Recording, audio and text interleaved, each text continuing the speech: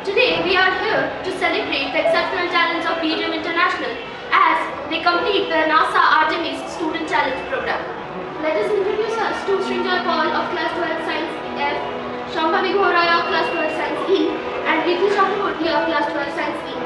Along with us, we also have Mr. who meticulously mentored all the students and bringing the best of them. Hello Srinjoy, how have you been lately? Well, life has been a mixture of ups and downs lately, but I have been managing myself in Well, that's impressive. So what is the idea behind this automatic information processing system? The idea behind the automatic information processing system is basically it works to reduce the load which we humans take on our shoulders. Basically, if an AI system or a system, automated system manages the data which we collect from satellites and all the other man-made objects, then the headache of processing them one by one is reduced drastically. Well, definitely that's a lot of hard work. Well, now that takes us to our next question. Riddhi, what do you have to say about the remote information and extracting and processing system that affects our modern life? Think about it. Today you are sitting here in this classroom. However, you can communicate with someone sitting far away in America. This is, I think, a simple definition of what remote communication is.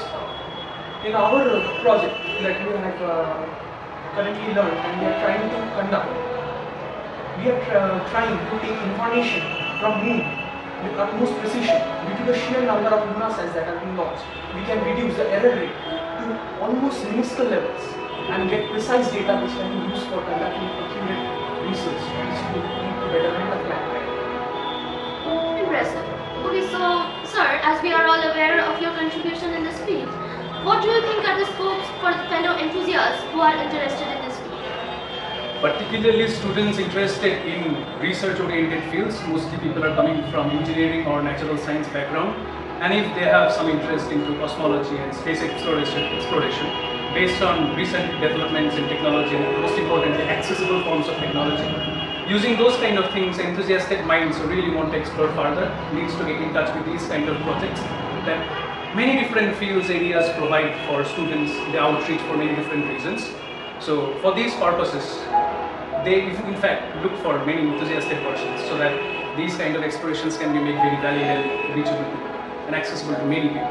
So essentially the point being, it requires just enthusiasm for space exploration. That's it. Well, students must be thrilled to take up such opportunities. Well, what are the future perspectives of this space exploration and outreach programs?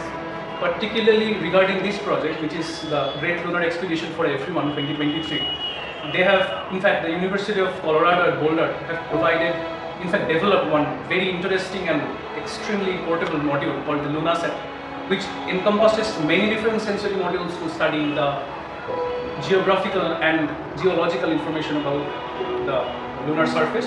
Not necessarily all the details, but particularly focusing on this very accessible form of a satellite that can be very well made and programmed by students all over the world. So using these kind of things, the long-term project is to be able to provide a network of information sources from the surface of the moon to the enthusiastic minds, particularly youngsters on this planet, so that they can have a direct communication or in fact have their own studies about Mars, so they can step ahead towards this space exploration. That's basically the future prospect of this. Well, these are some great opportunities. But not all people are fortunate enough to afford expensive space modules and codes. So what are your thoughts, Ms. Shambhavi, on how can people perform such great achievements with these few lines of codes and simple modules? Working on the entire module is based on coding, but many of us think that coding is actually a very difficult concept to learn, but it's actually not true. If it is taught in a very simplified and robust manner, that everyone can first think that it's actually a very easy concept. So if coding is taught from an early teenage age, then by the time one graduates from high school, they will have a knack for coding. So when they go to work in the field of science and technology, in the research labs, like for example NASA. Again, coming to Srinjoy, what was so special about GLEE and what was your experience during the course? GLEE was an eye-opener for us. We did not previously used to think that coding played such an important role in all the satellites and all the man-made objects that we were seeing. planetary layers. But GLEE was an eye-opener. It showed us that coding was the basic language of everything that we said. Even the Apollo 17 mission, which sent our astronaut to the moon, they landed on it. It was also a handwritten code. I also very much respect her, which she wrote the code. I don't know her name. But that's the history of coding. Coding is basically everything. And GLEE showed that to us. That's why I'm very deeply grateful to GLEE for showing that without any monetary contributions from outside. It was a fully funded project under NASA and even they sent the modules to us free of cost. Today, we gained some insights about this topic. Well, thank you everyone for your time, and as we wrap up here, it was a pleasure having you all, and thank you for your time and thank you for your valuable advices on this topic.